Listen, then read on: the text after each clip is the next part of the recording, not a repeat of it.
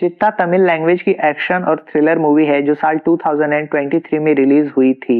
Movie की शुरुआत में देखने को मिलता है कि ईश्वरन उर्फ ईशु पलानी क्षेत्र के सफाई विभाग में सरकारी कर्मचारी है जो अपनी विधवा भाभी और भतीजी सुंदरी के साथ रहता है। ईशु अपनी भाभी और भतीजी की देखभाल करता है। ईशु अपनी भतीजी सुंदरी को लेकर बहुत ही सतर्क रहता है। वह सुंदरी को स्कूल ले जाने और ले आने में समय का पूरा ध्यान रखते हुए दिखता है। ईश्वरन सुंदरी को स्कूल से वापस लाने के लिए निकलता है। तभी वह बस डिपो पर अपनी एक्स गर्लफ्रेंड शक्ति को देखता है, पर वह सुंदरी को लाने में देर ना हो इसलिए वहां से चला जाता है। वह सुंदरी को स्कूल से वापस ले आता है, जहां रास्ते में वह सुंदरी को कभी भी अकेले स्कूल से आने से मना करता है। ईश्वरन सुंदरी से कहता है कि तुम्हें कुछ हुआ तो चाचू की तो जान चली जाएगी। ईश्वरन के पूछने पर कि चाचू की जान कहाँ बसती है, सुंदरी अपने दिल की साइड हाथ रख के बताती है, यहाँ। ईश्वरन वापस लौटते हुए घर के लिए राशन लेता है। घर पर ईश्वरन की भाभी ईश्वरन को बताती है कि तुम्हारे लिए शादी के लिए रिश्ते आ रहे हैं, पर ईश्वरन मना कर वहां से निकल जाता है। रात को ईश्वरन अपने दोस्त वडिवेलु जो एक पुलिस सीआई है उसके यहाँ जाता है, जहां वह वेडिवेलु की भतीजी पोन्नी को खाना खिलाता है। वडिवेलु बताता है कि तेरी गर्लफ्रेंड शक्ति अपने भाई के साथ यहाँ आई हुई है, तू कहे तो मैं तेरी उससे मुलाकात करवा दूं। पर ईश्वरन मना करता है। वह बाहर निकलते हैं जहां पोन्नी की बड़ी बहन पोन्नी को स्कूटी से घर ले जाती है। अगले दिन ईश्वरन सुबह में तैयार होकर ऑफिस जाता है और वहां सफाई कर्मियों को काम बताता है कि कहाँ कहाँ किसकी सफाई की ड्यूटी होगी। तभी वह देखता है कि शक्ति ने भी वहां सफाई कर्मी की ड्यूटी ज्वाइन की है। ईश्वरन अपने दोस्त वेडिवल्लू को शक्ति से बात करने के लिए बुलाता है, क्योंकि शक्ति उससे अभी भी पुरानी बात को लेकर नाराज होती है। वडिवेलु शक्ति से बात करता है और बताता है कि वह स्पेशल ब्रांच में सीआई है। वह शक्ति से ईश्वरन से बात करने को कहता है, पर ईश्वरन शक्ति से डर जाता है और वहां से चला जाता है। ऑफिस में ईश्वरन शक्ति को बताता है कि उसने उसे बहुत ढूंढा पर वह नहीं मिली। शक्ति बताती है कि जब हमारा 12th का रिजल्ट आया उस दिन तुम क्यों नहीं आए, मैं तुम्हारा वहां वेट कर रही थी। फिर सब कुछ बदल गया और मैं अपने परिवार के साथ शहर से बाहर चली गई। ईश्वरन शक्ति से बात करना चाहता है, तभी शक्ति डर के उसे थप्पड़ मार देती है और वहां से चली जाती है। इधर ईश्वरन सुंदरी के स्कूल में जाता है, जहां सुंदरी को पेंसिल चोरी करने के कारण घुटनों पर बैठाया गया होता है। ईश्वरन प्रिंसिपल से मिलता है और प्रिंसिपल से बहस करता है। फिर वह सुंदरी को लेकर घर आ जाता है। वह सुंदरी को चोरी न करने को कहता है। ईश्वरन घर पर अपनी भाभी को बताता है कि सुंदरी को दूसरे स्कूल में दाखिला दिलाएंगे, जहां वेडिवेल्लू की भतीजी पोन्नी पढ़ती है। तभी वहां सुंदरी आती है। ईश्वरन की भाभी उसकी पिटाई करती हैं, पर ईश्वरन उन्हें रोकता है। अगले दिन ऑफिस में ईश्वरन शक्ति से बताता है कि उस दिन मेरे भैया को हार्ट अटैक आया था इसी ऑफिस में और उनकी डेथ हो गई, इसलिए मैं उस दिन नहीं आया। फिर बाद में मैंने तुम्हारे मामा के यहाँ पता किया, पर तुम्हारा कोई पता नहीं चला। शक्ति ईश्वरन को माफ कर देती है। फिर दोनों धीरे धीरे मिलने जुलने लगते हैं और नजदीकियां बढ़ाते हैं। एक दिन पोन्नी सुंदरी के साथ पढ़ाई कर रही होती है। पोन्नी की बड़ी बहन अपने बॉयफ्रेंड से मिलने भैरव मंदिर के पास जाती है। इस बात को पोन्नी समझ नहीं पाती और उसकी बहन पोन्नी से बताती है कि वह भैरव मंदिर में हिरन देखने गई थी। पोन्नी को लगता है कि भैरव मंदिर के पास हिरन है। पोन्नी सुंदरी के साथ हिरन देखने का प्लान बनाती है। सुंदरी अपने चाचा ईश्वरन के साथ स्कूल जाती है, जहाँ पोन्नी ईश्वरन से कहती है कि शाम को आप 5:30 तक आना, क्योंकि हमारा योगा क्लास है। दोनों क्लास में हिरन देखने जाने की बात करती हैं, पर सुंदरी को वहां जाने में डर लगता है। शाम को वह स्कूल से निकलती हैं, तभी वह देखती हैं कि बाहर ईश्वरन टाइम से पहले ही आकर खड़ा है। दोनों छिपकर एक ऑटो में बैठती हैं, लेकिन सुंदरी डर जाती है और ऑटो से उतर जाती है, जबकि पोन्नी भैरव मंदिर के लिए निकल जाती है। इधर सुंदरी अपने चाचा के साथ घर लौट आती है। घर पर ईश्वरन को शक्ति का कॉल आता है। अगले दिन पोन्नी स्कूल में अलग बिहेव करती है, उसकी तबीयत खराब होती है। सुंदरी पोन्नी से माफी मांगती है, पर पोन्नी कोई रिस्पॉन्स नहीं देती। स्कूल से निकलते समय सुंदरी अपने चाचा को पोन्नी के अजीब बिहेवियर बिहेवियर के बारे में बताती है और कहती है कि वह मुझसे बात नहीं कर रही। ईश्वरन पोन्नी को रोकता है और बात करता है। फिर वह सुंदरी को स्कूल में ही रुकने को बोलकर पोन्नी को लेकर उसके घर के लिए निकलता है। रास्ते में ईश्वरन घर के पास पोन्नी से बात करना चाहता है, पर वह उसे धक्का देकर भागती है। उसी समय एक व्यक्ति पोन्नी और ईश्वरन की वीडियो बनाता है। रात को ईश्वरन को वडिवेलु का कॉल आता है कि पोन्नी की तबीयत ठीक नहीं, वो बेहोश है, तू घर आ जा। ईश्वरन पोन्नी के यहाँ चला जाता है। सुबह में पोन्नी के पिता के आदमी ईश्वरन की भाभी और सुंदरी को लेकर पोन्नी के घर जाते हैं, जहाँ पोन्नी के पिता ईश्वरन की भाभी को बताते हैं कि ईश्वरन ने उनकी बेटी पोन्नी के साथ दुष्कर्म किया है। ईश्वरन की भाभी कहती हैं कि नहीं, ऐसा नहीं हो सकता, वो ऐसा नहीं है। तभी वह देखती हैं कि पोन्नी के पिता ने ईश्वरन को घर में रखकर उसकी पिटाई की है। फिर ईश्वरन को लेकर पुलिस स्टेशन जाती है। शक्ति पुलिस स्टेशन जाती है और वह वडिवेलु से कहती है कि ईश्वरन ऐसा नहीं। वडिवेलु इंस्पेक्टर से केस फाइल ना करने को कहता है क्योंकि इससे पोन्नी की बदनामी होगी। ईश्वरन को पुलिस छोड़ देती है। पुलिस स्टेशन के बाहर आकर वडिवेलु ईश्वरन से सच्चाई जानना चाहता है। ईश्वरन बताता है कि वह बस पोन्नी से बात करना चाह रहा था, लेकिन पोन्नी डरी हुई थी बस। वडिवेलु पूछता है कि तूने सुंदरी को स्कूल में क्यों छोड़ा और पोन्नी को अकेले क्यों ले गया। इस पर ईश्वरन कहता है कि पता नहीं। ये सुनकर वडिवेलु ईश्वरन की पिटाई करता है। रात को ईश्वरन घर पर रोता हुआ दिखता है। सुंदरी उसे रोने से रोकती है, पर ईश्वरन की भाभी उसे बुला लेती है। ईश्वरन का साथी उसे खाना देता है। शक्ति ईश्वरन को हिम्मत देती है। ईश्वरन रोता है। शक्ति ईश्वरन से पूछती है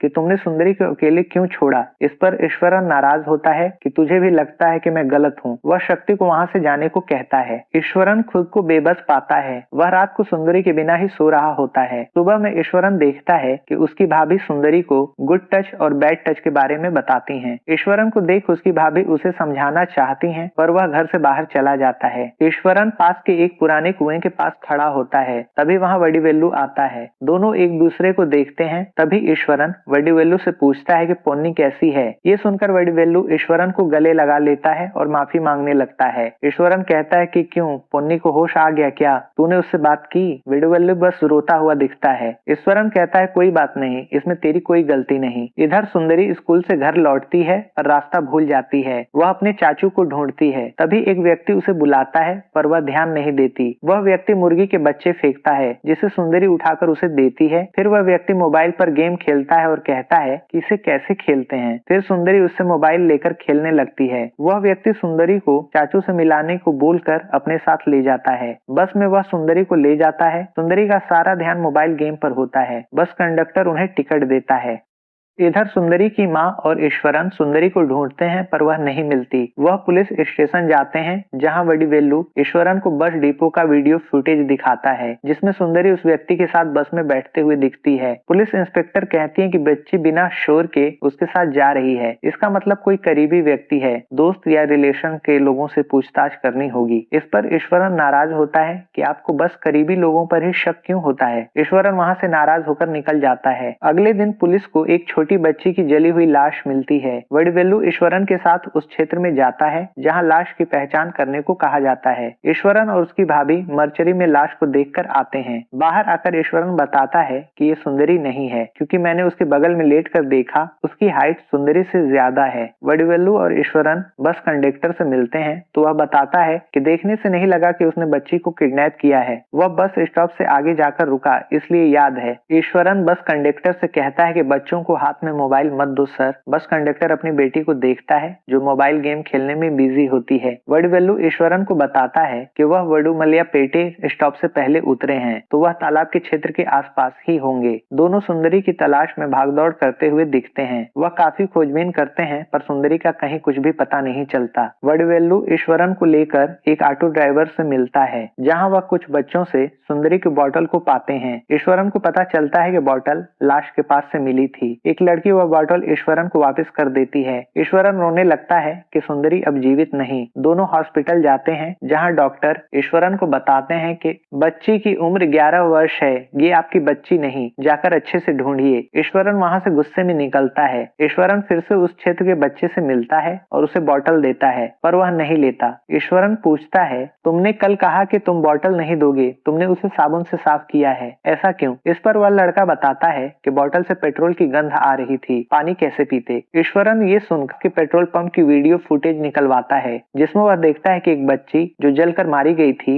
वह एक हाथ में बोरी ली है और दूसरे में सुंदरी की बोतल, और वह काफी डरी हुई है। वह पुलिस से मिलकर इस नतीजे पर पहुंचता है कि किडनैपर बच्चियों को किडनैप कर शोषण करता है और दूसरी बच्ची के मिलने पर पहली बच्ची को जलाकर मार देता है। उसकी पहचान न हो इसलिए पेट्रोल लेने खुद न जाकर बच्चियों को डराकर भेजता है। ये लड़की मारी जा चुकी है। वह सुंदरी को तभी मारेगा जब वह अगली बच्ची को किडनैप करेगा। ईश्वरन कहता है कि वह बच्चों को उनकी मनपसंद चीजें देता है जिससे वो शोर ना करें, इसलिए वह उनकी फेवरेट चीजें लेने जरूर आएगा। ईश्वरन सुंदरी की पसंद की चीजें पुलिस को बताता है और उस क्षेत्र में पुलिस की फील्डिंग लगवाता है जिससे वह किडनैपर को पकड़ सके। ईश्वरन आसपास के दुकानदारों से जानकारी लेता है कि किसी व्यक्ति ने ज्यादा मात्रा में चीजें ली हैं पर उसे कोई जानकारी नहीं मिल पाती है। वहीं उसी क्षेत्र में किडनैपर कुछ सामान खरीदता है, फिर रूम में जाता है जहां वह सुंदरी को खाने के लिए चॉकलेट देता है। सुंदरी कहती है कि चाचू के पास जाना है। इस पर किडनैपर सुंदरी को डराता है कि बोरी में 2 सांप हैं, अगर तुमने मेरी बात नहीं मानी तो मैं तुम्हें सांप से डसवा दूंगा। सुंदरी डर जाती है। फिर किडनैपर सुंदरी का यौन शोषण करता है। अगले सीन में मिठाई ठेले वाला ईश्वरन के कहने पर किडनैपर का इंतजार करता है पर किडनैपर नहीं आता। किडनैपर एक बूढ़े मिठाई वाले को रोकता है और मछली वाली मिठाई मांगता है। इस पर वह मिठाई वाला जान जाता है कि ये किडनैपर है। वो पुलिस को कॉल करता है पर कॉल नहीं लगती। तभी वहां से पुलिस की जीप गुजरती है। मिठाई वाला पुलिस को आवाज लगाता है और किडनैपर को पकड़ने की कोशिश करता है पर किडनैपर भाग जाता है। किडनैपर रूम में पहुंचकर सुंदरी को जान से मारने की कोशिश करता है क्योंकि उसकी खोज में पुलिस हरकत में आ गई होती है। वह अपने बाल मुंडवा लेता है। अगले दिन वह सुंदरी को जलाने के लिए सुंदरी को एक डिब्बा देता है और साथ में बोरी। वह सुंदरी से कहता है कि मेरी नजर तुम पर रहेगी, किसी से बात मत करना, पेट्रोल ले लेना और बोरी में सांप है, अगर तुमने किसी से बात की तो सांप डस लेगा। तभी सुंदरी एक कार से टकराने वाली होती है। किडनैपर सुंदरी के पास आता है और ऑटो से लेकर उसे जाने लगता है। तभी वह देखता है कि पुलिस गाड़ियों की चेकिंग कर रही है। वह एक औरत से बहाना कर कहता है कि थोड़ी देर इस बच्ची को संभालना, मैं आगे मोड़ पर इसकी माँ के साथ मिलूंगा। थोड़ी देर में सुंदरी बेहोशी में बोलती है कि चाचू के पास जाना है। ये देखकर कि बच्ची की तबीयत सही नहीं, वह महिला पुलिस को इन्फॉर्म करती है। पुलिस पहुंचती है और बच्ची को अपने साथ हॉस्पिटल के लिए ले जाने के लिए निकलती है। एक पुलिस वाला सुंदरी को लेकर दौड़ता है। तभी ईश्वरन की नजर सुंदरी पर पड़ती है। वह दौड़कर सुंदरी के पास पहुंचता है। वह सुंदरी को गोद में लेकर रोने लगता है। सुंदरी बेहोश होती है। वह उसे हॉस्पिटल ले जाता है। ईश्वरन वेडुवल्लु से कहता है कि किडनैपर कभी भी मिले उसे मेरे हवाले करना। हॉस्पिटल में ईश्वरन और उसकी भाभी सुंदरी की देखभाल करते हैं। सुंदरी पूरी तरह से खौफ में होती है। हॉस्पिटल में पोन्नी अपनी माँ के साथ आती है और ईश्वरन के गले लग जाती है। पोन्नी सुंदरी से मिलती है। इधर शक्ति से वेडुवल्लु मिलता है और बताता है कि पोन्नी ने किडनैपर को पहचान लिया है और वह पकड़ा गया। ईश्वरन कहाँ है? इधर ईश्वरन किडनैपर को मारने की तैयारी करता है। शक्ति ईश्वरन से मिलती है और उसे मना करती है कि तुम उसे मत मारना, पर ईश्वरन नहीं मानता। अगले दिन कोर्ट में पोन्नी वीडियो कॉन्फ्रेंसिंग के जरिए आरोपी की पहचान करती है। पुलिस आरोपी को बस से ले जा रही होती है। ईश्वरन भी बस में जाता है और किडनैपर को मारने वाला होता है। तभी उसका दोस्त उसे बताता है कि ऑटो ड्राइवर है, सुंदरी को इसने किडनैप नहीं किया था, लेकिन इसने पोन्नी के साथ दुष्कर्म किया था। इस पर ईश्वरन नाराज होता है और कहता है कि मेरे लिए पोन्नी और सुंदरी में कोई अंतर नहीं। ये कहकर वह आरोपी को चाकू के वार से खत्म कर देता है। फिर वह वहां से फरार हो जाता है। वेडुवल्लु शक्ति और उसकी भाभी को बताता है कि मैं बार बार इसे नहीं बचा पाऊंगा। वह ईश्वरन को कुछ दिनों के लिए छिपे रहने को कहता है। सबके जाने के बाद शक्ति ईश्वरन को बताती है कि मैं 12वीं पास करने के बाद तुम्हारा इंतजार कर रही थी पर तुम नहीं आए। उस दिन मेरे साथ भी इसी तरह यौन शोषण हुआ। इस पर ईश्वरन कहता है कि मुझे बताओ, मैं उसे जान से मार दूंगा। इस पर शक्ति कहती है कि उसे मरे 6 साल हो गए, अब तुम क्या करोगे? एक बार भी तुमने ये नहीं पूछा कि मैं उस सदमे से बाहर कैसे आई। तुम्हें बस उसे मारने की सूझ रही है। तेरी बच्ची इस तरह पड़ी हुई है तो तुझसे देखा नहीं जा रहा। बच्ची ने कहा क्या तुझसे बदला लेने के लिए? अभी भी तू उसके भविष्य के बारे में नहीं सोच रहा है। ये कहकर शक्ति वहां से चली जाती है। ईश्वरन सुंदरी के पास जाता है जहां सुंदरी होश में आने पर चाचू कहकर आवाज लगाती है।